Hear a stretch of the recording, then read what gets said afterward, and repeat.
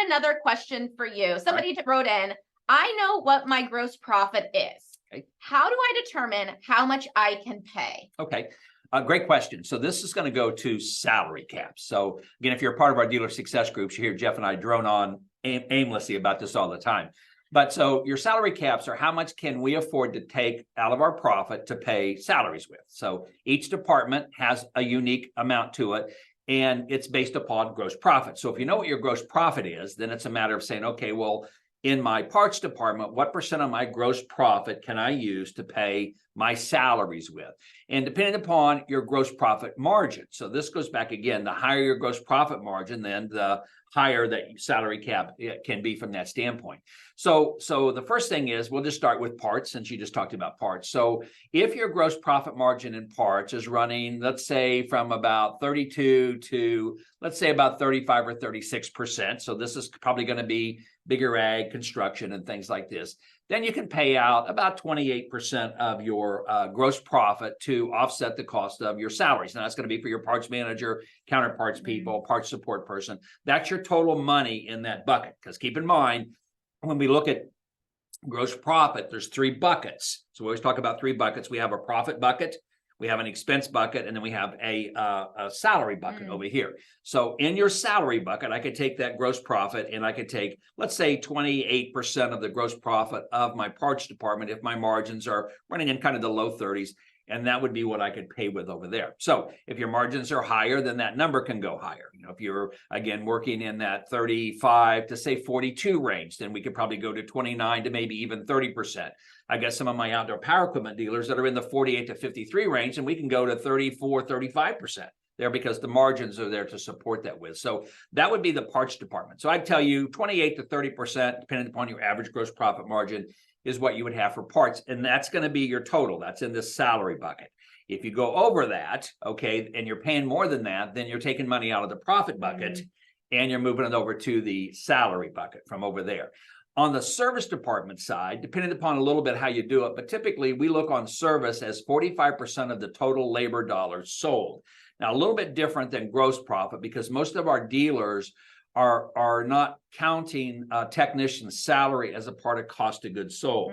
It's being driven down into the salary line of the expenses. So we don't use gross profit in service. We use labor dollars sold, and that number is 45% of your labor dollars sold. So if I did $1 million of labor, right, I would have $450,000 I could use to pay for my service manager, service writer, service coordinator, pickup and delivery guy, and my technicians.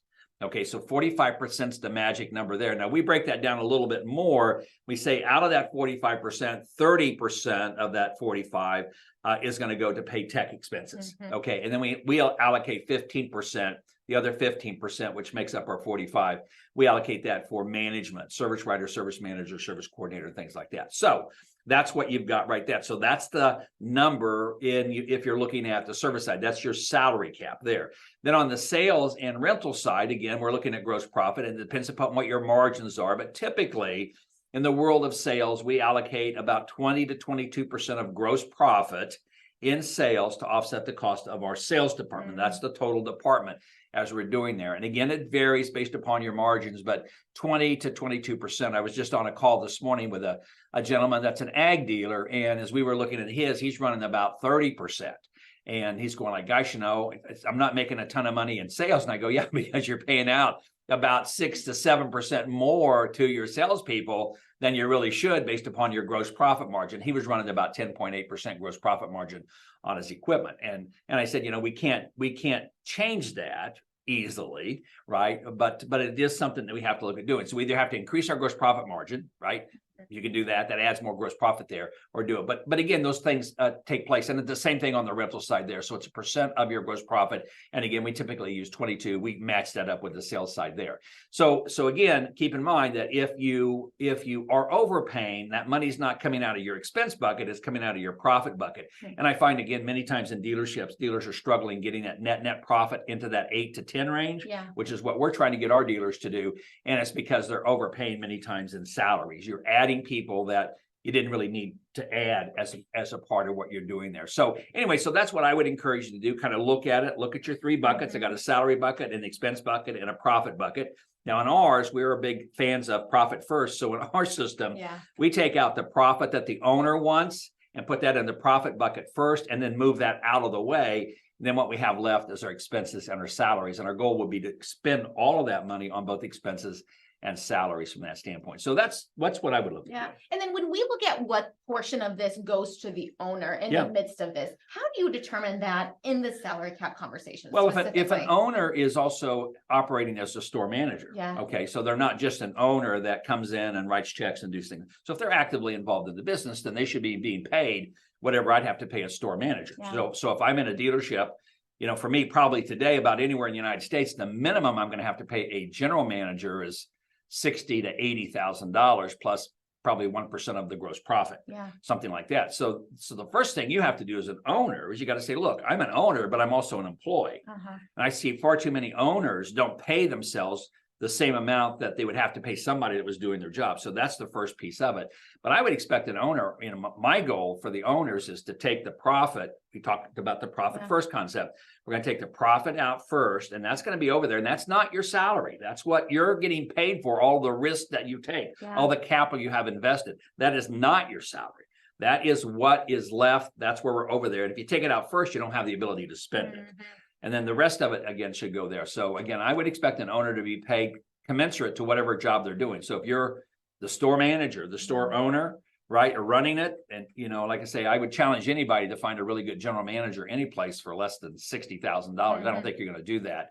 Again, typically it's going to be 60 to 80,000 plus some percentage of either gross revenue or gross profit from that standpoint. So that's where I would be at it. But you're in business to have this business produce money for you. Yeah. We talk about it all the time, but I mean, I expect a business not to be just a job. If you're owning it, you've got the risks, you got all the capital investment and all the things you have to do with it. This thing should be kicking you off some great money. And I know this has been a little bit tough year Mhm. compared to the last three, but these businesses, these dealerships can make you a ton of money. You got to run them right, but you got to keep those salary caps in place. The other thing, and I know you talk about this in your workshops, when many times people say, well, how do I know where I'm at? The best thing you always do is encourage people to go to last year's income statement, Okay. and look at your total labor dollars sold, look at your total gross profit in parts, look at your total gross profit in sales and in rental, multiply those numbers by the percentages I gave you. And if you paid out more than that, then you're overpaying. Absolutely. Right. And so we have to make some adjustments from that. Very standpoint. good. Great Very question. good. Great question.